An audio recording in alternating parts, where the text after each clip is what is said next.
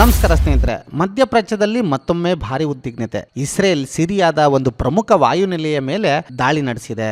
ಒಂದಲ್ಲ ಎರಡಲ್ಲ, ಸುಮಾರು 8 ವಾಯು ದಾಳಿಗಳನ್ನ ಅದು ನಡೆಸಿದೆ. ಈ ವಾಯುನೆಲೆ ಟರ್ಕಿ ಗಡಿಯಿಂದ ಕೇವಲ ಸುಮಾರು 70 ಕಿಲೋಮೀಟರ್ ದೂರದಲ್ಲಿದೆ. ಇದರಿಂದ ಟರ್ಕಿ ತೀವ್ರ ಆಕ್ರೋಶ ವ್ಯಕ್ತಪಡಿಸಿದೆ. ಮತ್ತೊಂದು ಕಡೆ ಅಮೆರಿಕ ಕೂಡ ಇಸ್ರೇಲ್ನ ಈ ಕ್ರಮವನ್ನ ಅನ್ನೆಸೆಸರಿ ಎಸ್ಕಲೇಷನ್ ಅಂತ, ಅಂದ್ರೆ ಅನಗತ್ಯ ಉದ್ವಿಗ್ನತೆ ಹೆಚ್ಚಳ. ಹಾಗಾದ್ರೆ ಇಸ್ರೇಲಿ ದಾಳಿ ಯಾಕೆ ಮಾಡ್ತು? ಟರ್ಕಿಯ ಎರ್ದೋಗಾನ್ಗೆ ಇದರಲ್ಲಿ ಏನ್ ಸಂಬಂಧ? ಸಿರಿಯಾದ ವಾಯುನೆಲೆ ಎಷ್ಟು ಮುಖ್ಯ, ಯಾಕೆ? ಮತ್ತೆ ಅತ್ಯಂತ ಮುಖ್ಯವಾಗಿ ಇಸ್ರೇಲ್ ಮತ್ತೆ ಟರ್ಕಿಯ ನಡುವೆ ನೇರ ಯುದ್ಧದ ಅಪಾಯ ಇದೆಯಾ? ಚರ್ಚೆ ಮಾಡೋಣ ಬನ್ನಿ. 2026 ಆಗಸ್ಟ್ 18ರಂದು ಇಸ್ರೇಲ್ ಸಿರಿಯಾದ ವಾಯುವ್ಯ ಭಾಗದಲ್ಲಿರುವಂತ ಅಬು ಅಲ್ ದುಹರ್ ಏರ್ ಬೇಸ್ ನ ಮೇಲೆ ಒಂದು ವಾಯುದಾಳಿಯನ್ನು ಸಿರಿಯಾದ ಸರ್ಕಾರಿ ಮಾಧ್ಯಮದ ಪ್ರಕಾರ ಸುಮಾರು 8 ದಾಳಿಗಳು ನಡೆದಿವೆ. ಆ ದಾಳಿಯಲ್ಲಿ ವಾಯುನೆಲೆಯ ರನ್ವೇಗೆ ಹಾನಿಯಾಗಿದೆ, ಕೆಲವು ಸ್ಟೋರೇಜ್ ಫೆಸಿಲಿಟಿ ನಾಶವಾಗಿದೆ.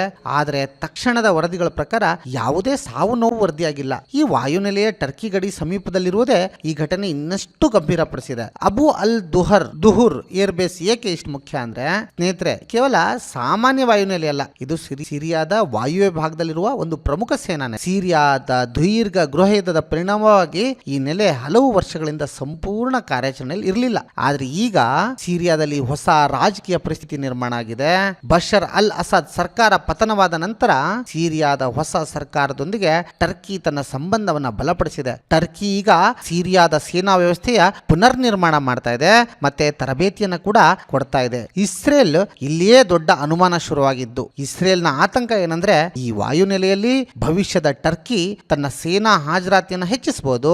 ಈ ದಾಳಿಯ ಪ್ರಮುಖ ಹಿನ್ನೆಲೆ ಅಂತಾನೆ ಹೇಳ್ಬೋದು. ಇಸ್ರೇಲ್ ಏನ್ ಹೇಳುತ್ತೆ? ಇಸ್ರೇಲ್ನ ನಿಲುವು ಸ್ಪಷ್ಟವಾಗಿದೆ. ಇಸ್ರೇಲ್ ಹೇಳೋದಂದ್ರೆ ಸಿರಿಯಾದ ಭದ್ರತಾ ಪರಿಸ್ಥಿತಿಯಲ್ಲಿದ್ದ ಸ್ಟೇಟಸ್ ಕೋ ಬದಲಾಗುವ ಅಪಾಯ ಇತ್ತು. ಸ್ಟೇಟಸ್ ಕೋ ಅಂದ್ರೆ ಸರಳವಾಗಿ ಹೇಳಬೇಕು ಅಂದ್ರೆ ಈಗ ಇರುವ ಭದ್ರತಾ ಪರಿಸ್ಥಿತಿ ಹಾಗೆ ಮುಂದುವರಿಯೋದು. ಇಸ್ರೇಲ್ ಪ್ರಕಾರ ಟರ್ಕಿ ಪಡೆಗಳು ಈ ವಾಯುನೆಲೆಯಲ್ಲಿ ನಿಯೋಜನೆ ಆದ್ರೆ ತನ್ನ ಭದ್ರತೆಗೆ ಅಪಾಯ ಆಗುತ್ತೆ, ಅದಕ್ಕಾಗಿ ನಮ್ಮ ಭದ್ರತೆಗೆ ಅಪಾಯವನ್ನು ಒಪ್ಪಿಕೊಳ್ಳೋದಿಲ್ಲ ಎಂಬ ನಿಲುವು ಇಸ್ರೇಲ್ ತೆಗೆದುಕೊಂಡಿದೆ. ಆದರೆ ಟರ್ಕಿ ಇಸ್ರೇಲ್ನ ಈ ಆರೋಪವನ್ನ ತಳ್ಳಿ ಹಾಕತ್ತೆ. ಇನ್ನ ಟರ್ಕಿಯ ಎರ್ದೋಗಾನ್ ಮತ್ತೆ ಟರ್ಕಿ ಯಾಕೆ ಕೋಪಗೊಳ್ಳುತ್ತೆ ಅಂದ್ರೆ ಇಲ್ಲಿ ವಿಷಯ ಗಂಭೀರ. ಟರ್ಕಿ ಸಿರಿಯಾದ ಹೊಸ ಸರ್ಕಾರದ ಪ್ರಮುಖ ಬೆಂಬಲಿಗ ರಾಷ್ಟ್ರ. ಟರ್ಕಿಯ ಅಧ್ಯಕ್ಷ ಸಿರಿಯಾದಲ್ಲಿ ಟರ್ಕಿಯ ಪ್ರಭಾವ ಹೆಚ್ಚುತ್ತಾ ಇದೆ. ಸೇನಾ ತರಬೇತಿ, ಭದ್ರತಾ ಸಹಕಾರ, ಮೂಲಸೌಕರ್ಯ ಪುನರ್ ನಿರ್ಮಾಣ, ಹೀಗೆ ಹಲವು ಕ್ಷೇತ್ರಗಳಲ್ಲಿ ಟರ್ಕಿ ಸಿರಿಯಾದೊಂದಿಗೆ ಕೆಲಸ ಮಾಡ್ತಾ ಇದೆ. ಇಂಥ ಸಮಯದಲ್ಲಿ ಟರ್ಕಿ ಗಡಿಯ ಸಮೀಪದ ವಾಯುನೆಲೆಯ ಮೇಲೆ ಇಸ್ರೇಲ್ ದಾಳಿ ಮಾಡಿದ ಸಮೀಪದ ವಾಯುನೆಲೆಯ ಮೇಲೆ ಇಸ್ರೇಲ್ ದಾಳಿ ನಡೆಸಿದೆ. ಹೀಗಾಗಿ ಟರ್ಕಿ ಇದನ್ನ ಸಿರಿಯಾದ ಸಾರ್ವಭೌಮತ್ವ ಮತ್ತೆ ಭೌಗೋಳಿಕ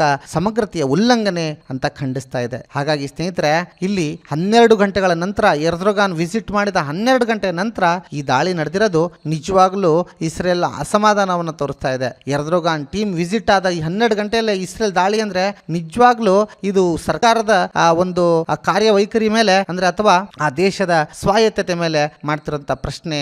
ಆದ್ರೆ ಅಮೆರಿಕಾದ ಟಾಮ್ ಬರಾಕ್ ಇದನ್ನ ಅನ್ನೆಸೆಸರಿ ಎಸ್ಕಲೇಷನ್ ಅಂತ ಹೇಳ್ತಾರೆ. ಇಲ್ಲಿ ಅನಗತ್ಯವಾಗಿ ಇಸ್ರೇಲ್ ಎಲ್ಲ ದೇಶಗಳ ಆಂತರಿಕ ವಿಚಾರದಲ್ಲಿ ಮೂಗನ ತೋರಿಸ್ತಾ ಇದೆ ಎನ್ನುವಂತ ವಾದ ಅವರದಾಗಿದೆ. ಹಾಗಾಗಿ ಮತ್ತೊಮ್ಮೆ ಮಧ್ಯಪ್ರಾಚ್ಯದಲ್ಲಿ ಒಂದು ದೊಡ್ಡ ಯುದ್ಧ, ಟರ್ಕಿ ಪ್ರತಿದಾಳಿ ಮಾಡಬಹುದಾ? ಇದನ್ನ ಕಾದು ನೋಡಬೇಕಾಗಿದೆ. ಆದ್ರೆ ಒಂದಂತೂ ಸತ್ಯ, ಟರ್ಕಿಗೆ ಈ ದಾಳಿ ಬಗ್ಗೆ ಮುನ್ನೆಚ್ಚರಿಕೆ ಇರಲೇ ಇಲ್ಲ. ಟರ್ಕಿ ತನ್ನ ಗಡಿಯ ದಿಕ್ಕಿನಲ್ಲಿ ವಿಮಾನ ಚಲನವಲನಗಳು ಗಮನಿಸ್ತು. ಆದರೆ ಈ ಪರಿಸ್ಥಿತಿ ಅತ್ಯಂತ ಅಪಾಯಕಾರಿ. ಯಾಕೆಂದ್ರೆ ಒಂದು ದೇಶದ ಯುದ್ಧ ವಿಮಾನಗಳು ಮತ್ತೊಂದು ದೇಶಕ್ಕೆ ತಪ್ಪಾಗಿ ಅರ್ಥ ಮಾಡ್ಕೊಂಡ್ರೆ ಕೆಲವೇ ನಿಮಿಷಗಳಲ್ಲಿ ದೊಡ್ಡ ಸೈನಿಕ ಸಂಘರ್ಷ ಆರಂಭ ಆಗ್ಬೋದು. ಹಾಗಾಗಿ ಮುಂದಿನ ದಿನಗಳಲ್ಲಿ ಇದು ಯಾವ ರೀತಿಯ ರೂಪವನ್ನ ಪಡೆದುಕೊಳ್ಳುತ್ತೆ ಅನ್ನೋದನ್ನ ಕಾದು ನೋಡೋಣ ಸ್ನೇಹಿತರೆ. ಮತ್ತೊಂದು ವಿಡಿಯೋದಲ್ಲಿ ನಿಮ್ಮ ಮುಂದೆ ಬರ್ತೀನಿ. ಧನ್ಯವಾದಗಳು.